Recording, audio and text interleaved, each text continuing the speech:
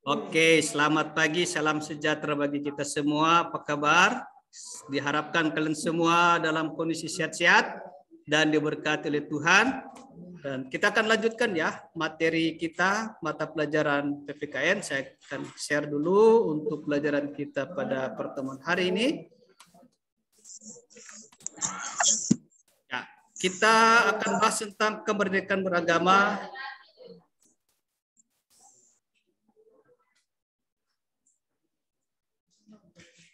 Ya, kita akan bahas tentang kemerdekaan beragama dan berkepercayaan di Indonesia.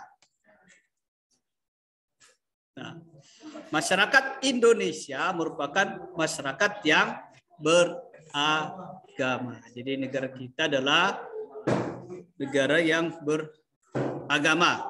Nah, kehidupan beragama merupakan bagian yang tidak terpisahkan dari kehidupan seluruh masyarakat Indonesia, termasuk kalian juga sebagai pelajar. Oke, contohnya tadi, sebelum kita mulai pembelajaran PPKN, kita sudah buka dengan doa. Tadi ya sudah buka dengan doa. Jadi sebelum dan sesudah kita buka dengan doa. Jadi,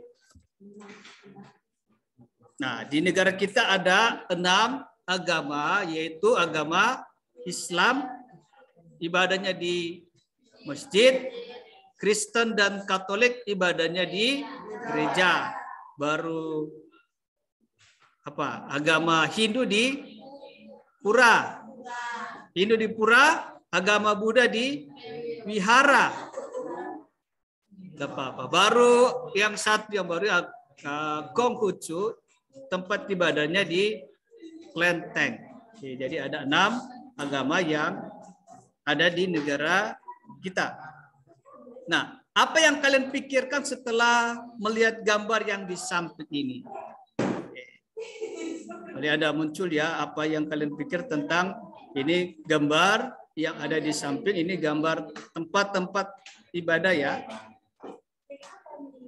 Nah, tentu saja kalian sudah dapat menyimpulkan bahwa setiap orang di Indonesia dapat melakukan berbagai macam aktivitas keagamaan sebagai wujud dari adanya kemerdekaan beragama dan kepercayaan yang dianut kalian masing-masing. Apa sebenarnya kemerdekaan beragama dan kepercayaan itu? Oke, ini ya. Nah, kemerdekaan beragama dan berkepercayaan mengandung makna bahwa setiap manusia bebas memilih melaksanakan ajaran agama menurut keyakinan dan kepercayaannya. Jadi bebas dia untuk memilih agama, melaksanakan ajaran agama menurut keyakinan dan kepercayaan. Nah, setiap orang memiliki kemerdekaan beragama. Tetapi apakah boleh kita untuk tidak beragama?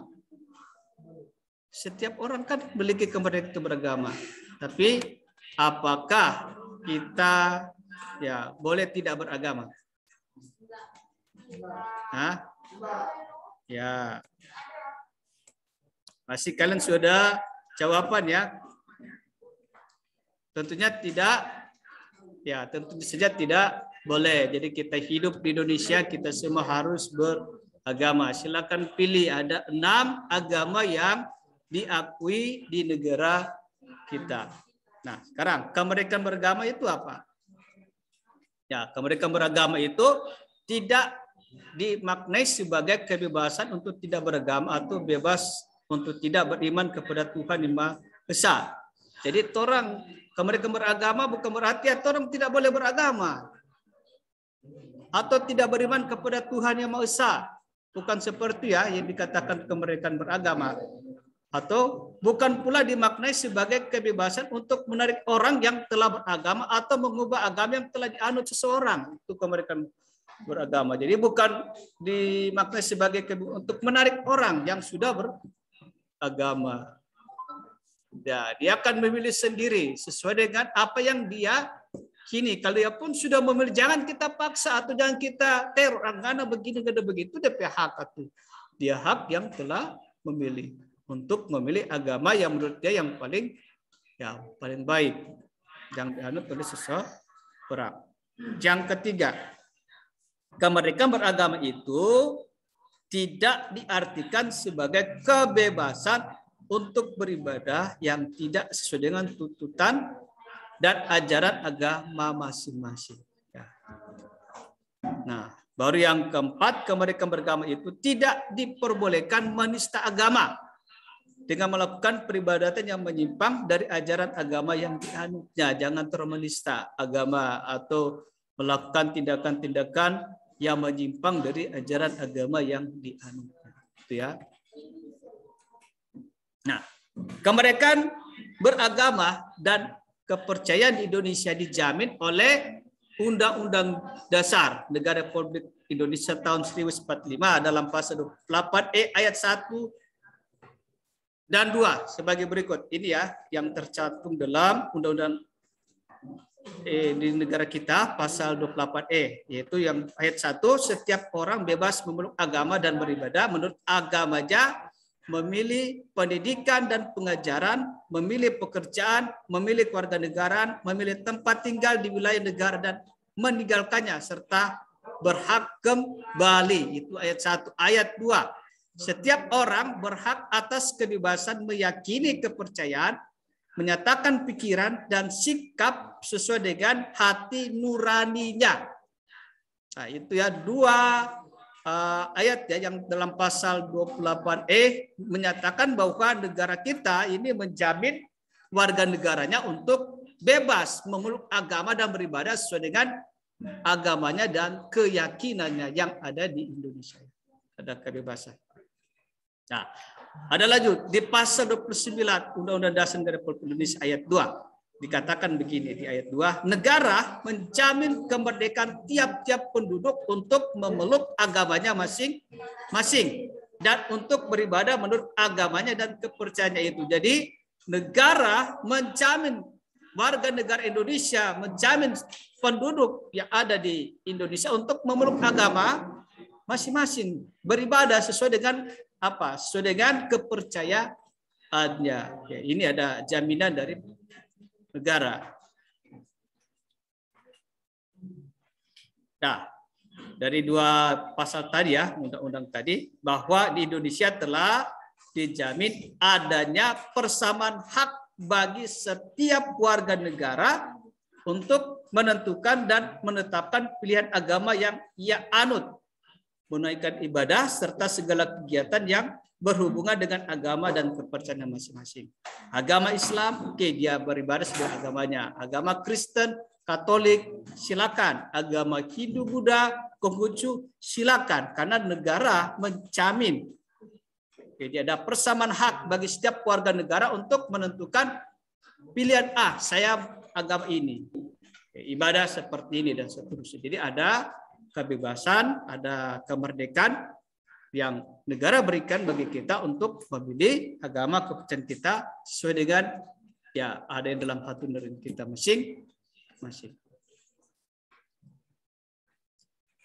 Pasal 28I ayat 1 Undang-Undang Dasar Negara Republik Indonesia tahun 1945 mengatakan bahwa hak untuk hidup, hak untuk tidak disiksa, hak kemerdekaan pikiran dan hati nurani, hak beragama. Ini ada ya, hak beragama.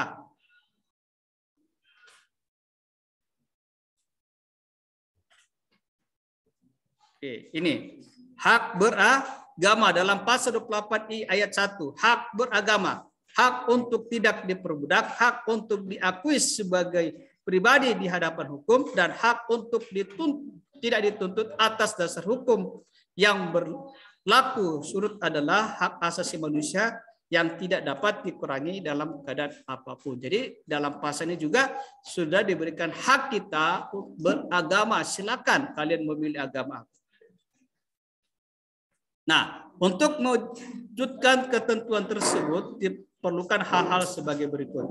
1. Hal-hal yang harus kita perhatikan. Adanya pengakuan yang sama oleh pemerintah terhadap agama-agama yang dipeluk oleh warga negara. Jadi ada hak yang sama. Ya, orang juga melihat kondisi negara kita ya. Ya, memang kondisi memang agak, ya kita tetap berdoa saja untuk negara kita, kondisi tentang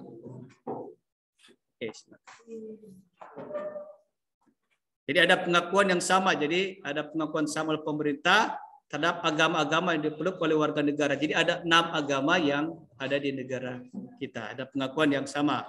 B, tiap pemeluk agama mempunyai kewajiban dan hak dan kedudukan sama dalam negara dan pemerintah sama ya. DP kedudukan, DP hak dan kewajiban itu sama, tidak ada yang lebih. Ini sesuai dengan undang-undang yang mengatur. C, adanya kebebasan yang otonom bagi setiap penganut agama dan agamanya itu. Apabila terjadi perubahan agama, yang bersangkutan mempunyai kebebasan untuk menetapkan atau ya dan menentukan agama yang ia kehendaki. Jadi silakan sesuai dengan kehendak dari yang bersangkutan. Yang D, adanya kebebasan yang otonom bagi tiap golongan umat beragama serta pelindungan hukum dalam pelaksanaan kegiatan peribadatan dan kegiatan keagamaan lainnya yang berhubungan dengan eksistensi agamanya masing-masing. Nah, itu ada 4 yang harus diperhatikan dalam kita mewujudkan tentang kemerdekaan beragama. Sekarang kita lanjut membangun kerukunan beragama. Nah, kemerdekaan beragama di Indonesia menyebabkan Indonesia mempunyai agama yang beragam. Jadi ada berapa tadi? Ada 6 agama yang ada di negara kita. Oke, ini mereka ya kerukunan ya, luar biasa sekali. Nah, keberagaman agama yang dianut oleh bangsa Indonesia itu tidak boleh dijadikan hambatan untuk apa? Untuk memperkokoh persatuan dan kesatuan bangsa. Oke, jadi keberagaman agama yang dianut bangsa kita itu tidak boleh dijadikan hambatan untuk memperkokoh persatuan dan kesatuan karena terlalu fanatik agama sehingga agama yang lain begini, tidak boleh. Jadi kita saling menghormati satu sama yang lain. Hal tersebut tentunya akan terwujud apabila dibangun kerukunan antar umat beragama. Memang rawan ya karena ada 6 agama di negara kita. Tapi kita bersyukur sampai saat ini tetap terjaga keutuhan NKRI walaupun memang tetap ada area kecil tetap ada itu. Nah, kerukunan umat beragama merupakan sikap mental umat beragama dalam rangka mewujudkan kehidupan yang serasi dengan tidak membedakan pangkat, kedudukan sosial, dan tingkat kekayaan. Oke. Adam ya, kalau kita lihat tokoh-tokoh agama kita ya sama-sama bergandengan tangan. Jadi kalian juga berdoa, ya kalian juga sebagai generasi penerus jangan cuma tokoh-tokoh agama, tapi diharapkan sampai kepada yang paling ya sampai kepada jemaat-jemaat anggota-anggota dari agama bersangkutan. Jangan cuma tokoh-tokoh yang ada yang bersatu, yang damai, tetapi jemaat satu jemaat yang lain orang bilang bakalai. Dari tokoh-tokohnya ada pimpinan sampai kepada anggotanya jemaatnya itu tetap damai ya, ada kerjasama satu sama yang lain, saling menerima, saling menopang. Kerukunan umat beragama dimaksudkan agar terbina dan terpelihara hubungan baik dalam pergaulan antara warga yang seagama maupun yang berlainan agama. Nah, konsep kerukunan umat beragama yang teri atas. 1, kerukunan internal umat seagama. Jadi ada 3 konsep ya. 3 konsep umat beragama. Pertama, kerukunan internal umat seagama. Ini maksudnya apa? Jadi misalkan contoh agama Islam, agama Kristen contoh. Jadi kerukunan internal seagama, sesama dengan agama Kristen. Jadi situ kalau di Manado di sudut ada BAMAK ya, Badan Kerjasama BAMAK ya antar gereja. Badan Kerjasama Antar Gereja. Itu gereja-gereja itu sama-sama ya tokoh-tokoh agama bahkan sampai juga jemaat itu ada saling ya menghargai. Ya memang di agama Kristen juga ada banyak golongan ya, golongan agama. Ya, ada Protestan, ada Katolik. Ya, kalau di Protestan juga ada gereja Gemim, KGPM, GPDI, gereja Betel, gereja Baptis ya, gereja Alfa Omega, gereja Sidang Jemaat Allah, Balai Keselamatan, lagi gereja Mawar Saron, gereja Tiberius Indonesia, banyak. Oke, banyak golongan yang ada di agama Kristen Protestan. Tetapi diharapkan walaupun terjadi perbedaan golongan, kita kan tetap agama Kristen. Jangan sampai ya satu sama yang lain saling menjelekkan, saling menghancurkan, tetapi sama-sama kita bergandeng tangan. Itu kerukunan internal umat seagama, saling mendoakan satu sama yang lain. Jangan sampai karena beda golongan ya langsung mengatakan mereka sesat. Nah, ada begitu agama tertentu sesat, langsung akhirnya terjadi pengerusakan tempat-tempat ibadah. Ada kan seperti itu. Jadi diharapkan bagi kalian yang adalah generasi penerus nusa dan bangsa untuk perhatikan hal-hal yang seperti ini. Yang kedua, kerukunan antar umat berbeda agama. Berbeda agama, misalkan contoh agama Kristen dan agama Islam. Baru dengan agama Buddha, Hindu, Konghucu. Ada 6 agama di negara kita. Berbeda agama, tapi diharapkan supaya ada kerukunan walaupun kita berbeda. Ya, contohnya begini, pada saat misalkan contoh kalian ada kerukunan antar umat beragama walaupun ada perbedaan agama, misalkan pada saat ibadah hari raya, hari raya keagamaan. Ya, kalau Kristen ada Natal ya, Natal, Paskah dan seterusnya, atau terus kita juga yang Islam ada Idul Fitri dan jadi saling kunjungan begitu, silaturahmi. Jadi kita kunjungan kalau di Manado kan aman ya. Ya, jadi ketika teman-teman saudara-saudara kita yang beragama Islam, ya kita ucapkan selamat bagi mereka dan kita kunjungan silaturahmi. Begitu juga yang kalian di agama Islam, ketika ada teman yang dari agama Kristen, silakan berikan selamat. Ya, selamat dan saling bersalaman ya. Dan ya kalau kita tidak boleh bersalaman karena masih pandemi ya.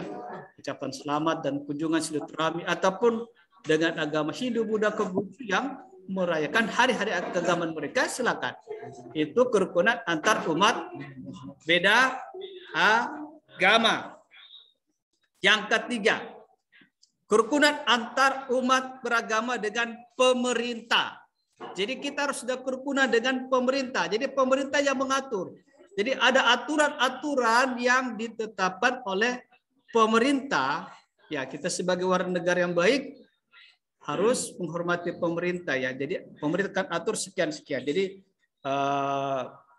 agama-agama tentu akan menyesuaikan dengan aturan-aturan undang-undang yang berlaku di negara kita. Nah, itulah 3 konsep kerukunan umat beragama. Oke, terima kasih untuk materi kita hari ini tentang kemerdekaan.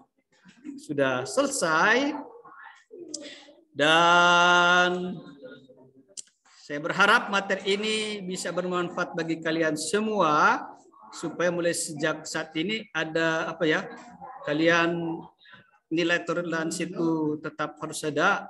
Kalian juga memahami tentang bagaimana di negara kita sudah diatur tentang undang-undang untuk beragama ya. Jadi ada hak kita untuk memilih, terserah pilih agama apa yang kita anut sesuai dengan agama dan kepercayaan kita masing-masing. Oke, terima kasih banyak yang sudah terlibat. Bagi yang belum subscribe, silakan subscribe, komen dan like. Oke. Terima kasih banyak dan kita akan akhiri untuk pertemuan kita. Tuhan memberkati kita semua dan selamat pagi.